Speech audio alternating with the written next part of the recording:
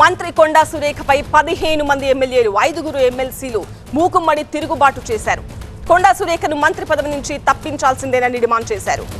కొండా సురేఖ మాత్రమే కాదు, party line దాటితే ఎవరిని ఉపేక్షించొద్దన్నారు. ఆయా జిల్లాల్లో కొందరు నేతలు కావాలనే కాంగ్రెస్ పై కుట్ర చేస్తున్నారన్నారు. కావాలని ప్రతిపక్షాలకు ఆయుధంగా మారారన్నారు. సీఎం రేవంత్ రెడ్డిని బలహీనపరచాలని చూస్తున్నారని మండిపడ్డారు. పార్టీ గీత దాటుతున్న ఇలాంటి వారిపై పార్టీ కఠిన చర్యలు తీసుకోవాల్సిందేనన్నారు. కొండా సుస్మిత చిల్లర మాటలను ఏ ఒక్కరూ హర్షించడం లేదన్నారు. ఇకపై రేవంత్ రెడ్డి విషయంలో ఏకవచనంతో మాట్లాడినా సహించబోమన్నారు ఎమ్మెల్యేలు. రేవంత్ రెడ్డి అభిమానులు ఆగ్రహానికి గురవక తప్పదని హెచ్చరించారు.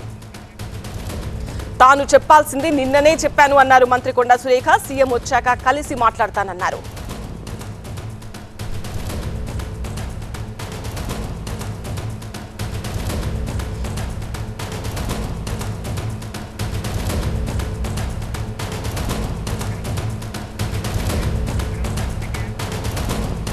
మా ప్రతినిధి ప్రభాకర్ తో మాట్లాడదాం. ప్రభాకర్, మంత్రి కొండా సురేఖపై 15 మంది ఎమ్మెల్యేలు 5గురు ఎమ్మెల్సీలు మూకుమ్మడి తిరుగుబాటు అంటే నిజంగా ఇది చాలా పెద్ద విషయం. మరి ఏం చేయబోతున్నారు? ఆమెను మంత్రి పదవి నుంచి తప్పిస్తారా, బర్తరఫ్ చేస్తారా, కొండా రాజీనామా చేస్తారా?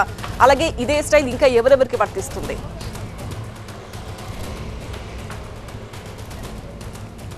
ఉదయం నుంచి కూడా పెద్ద సంచలన అంశంగానే దీన్ని చూస్తుంది కాంగ్రెస్ పార్టీ ప్రభుత్వం ఏర్పడిన తర్వాత మొదటిసారి 18 మంది ఎమ్మెల్యేలు 2 ఎమ్మెల్సీలు సిఎల్పి మీటింగ్ హాల్లో మీటింగ్ పెట్టుకొని మరి కొండా సురేఖ పైన కఠిన చర్యలు తీసుకోవాలి. కొండా సురేఖ ఒక్కరే కాదు, కొండా సుష్మిత చేసిన వ్యాఖ్యలకు కొండా సురేఖతో పాటుగా రాజగోపాల్ రెడ్డి, చిన్నారెడ్డి ఇలాంటి పార్టీ లైన్ క్రాస్ చేసిన అందరిపైన కూడా చర్యలు తీసుకోవాలి. ఇది కాంగ్రెస్ పార్టీకి ఏమాత్రం మంచి పరిణామం కాదు అనేది 18 మంది ఎమ్మెల్యేలు 2 ఎమ్మెల్సీలు చెప్పిన మాట. సో దీని ప్రకారమే కాంగ్రెస్ పార్టీ కూడా ముందుకెళ్తున్నట్టుగా తెలుస్తుంది. మనం కొద్దిసేపటి క్రితమే కొండా సురేఖ ఇంటి వద్ద ప్రస్తుతం మనం ఉన్నాం.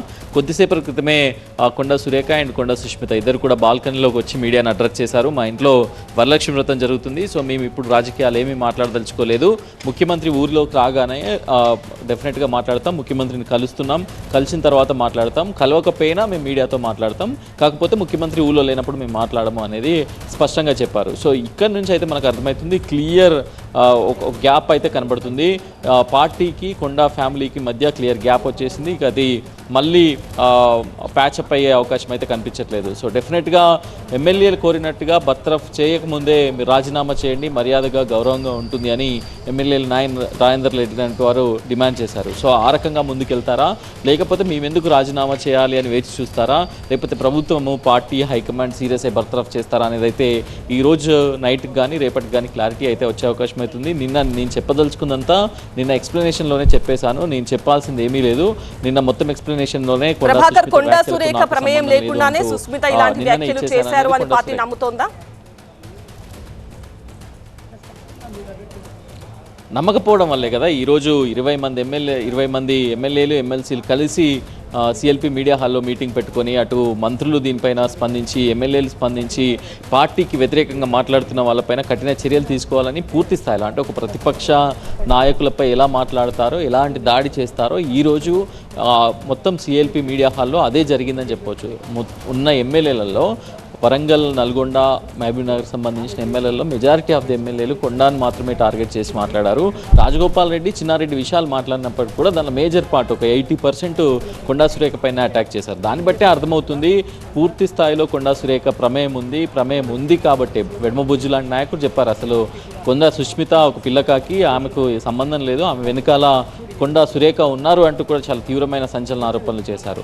సో ఇట్లాంటి ఆరోపణల నేపథ్యంలో కొండా సురేఖ కానీ కొండా సుష్మిత కానీ ఎలా రియాక్ట్ అవుతుంది అనేది చూడాల్సి ఉంది. మేమైతే ఇప్పుడు ప్రజెంట్ ఇప్పుడున్న పరిస్థితులలో మీడియా ముందుకు రాలేము, బట్ డెఫినెట్గా మీడియాని అడ్రస్ చేస్తాము, అన్ని విషయాలు చెప్తాము. కాకపోతే ముఖ్యమంత్రి ఊళ్ళోకి వచ్చినాక మాత్రమే మాట్లాడతాం అనేది కొండా ఫ్యామిలీ చెప్తున్నారు. సో ఈ వ్యవహారం అంతా కూడా కాంగ్రెస్ పార్టీలో ఇప్పుడు నడుస్తున్న వ్యవహారం అంతా కూడా అటు ముఖ్యమంత్రి కూడా అమెరికా పర్యటన రద్దయింది.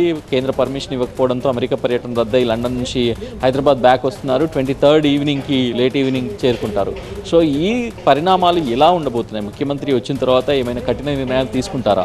ఒకవేళ ఎమ్మెల్యేలు అనుకున్నట్టుగా పీసీసీ చీఫ్ని రేపు కలవబోతున్నారు. రేపు క్రమశిక్షణ కమిటీ చైర్మన్గా ఉన్న మల్లు రవి హైదరాబాద్ రానున్నారు ఢిల్లీ నుంచి. సో ఆయన వచ్చిన తర్వాత ఈ ఎమ్మెల్యేల బృందం అంతా కూడా కలవనుంది. దాని తర్వాత ఏఐసీసీని కలుస్తామని చెప్పింది. ఏఐసీసీలో కేసీ వేణుగోపాల్ని, ఖర్గేని కలిసే అవకాశం ఉంది. సో మొత్తానికి ఇక్కడి నుంచి స్టాప్ చేయాలి. 2.5 ఏళ్ళ అయింది ప్రభుత్వం ఏర్పడి. ఇంకా కూడా ఈ హడిల్స్ అన్నీ ఉంటే ప్రభుత్వానికి ఏమాత్రం మంచిది కాదు, పార్టీకి ఏమాత్రం మంచిది కాదు. గ్రౌండ్ లెవెల్ క్యాడర్ నిబ్బరాన్ని దెబ్బతింటుంది అనే అంశాలను ఎమ్మెల్యేలు చెప్తున్నారు. మేమే ఇలా సఫర్ అవుతూ ఉంటే గ్రౌండ్ లెవెల్లో కూడా వాళ్ళ కాన్ఫిడెన్స్ పోతుంది, క్యాడర్ అంతా కూడా డిస్టర్బ్ అవుతుంది, డిసప్పాయింట్ అవుతున్నారు అనే యాంగిల్లోనే ఎమ్మెల్యేలు అందరూ కూడా చెప్తున్నారు. సో ఏదో ఒక నిర్ణయం అయితే తీసుకోవాలి. ఐదర్ పార్టీ సపోర్ట్ చేస్తుందా, లేకపోతే వీళ్ళను కఠిన నిర్ణయం తీసుకొని ఏదైనా ఒక యాక్షన్ తీసుకుంటుందా అనేది అయితే ఎమ్మెల్యేలు డిమాండ్ చేస్తున్నారు. సో ఈరోజు మాత్రం కాంగ్రెస్ ప్రభుత్వం ఏర్పడిన తర్వాత ప్రతిపక్షాలు ఎంత దాడి చేసినా బయటకు రాని ఎమ్మెల్యేలు, విప్పులు ఈరోజు మాత్రం డెఫినెట్గా పార్టీని కాపాడుకోవడం కోసమే మేము వచ్చాం, ప్రభుత్వాన్ని కాపాడుకోవడం కోసమే మేము వచ్చామంటూ 18 మంది ఎమ్మెల్యేలు, 2 ఎమ్మెల్సీలు మీడియా హాల్లోకి వచ్చి ప్రెస్ మీట్ పెట్టి అంతకుముందు సమావేశంలో కూడా ఏకవచన తీర్మానం చేశారు. బర్తరఫ్ అయినా చేయాలి, లేకపోతే రాజీనామానైనా కోరాలి అని.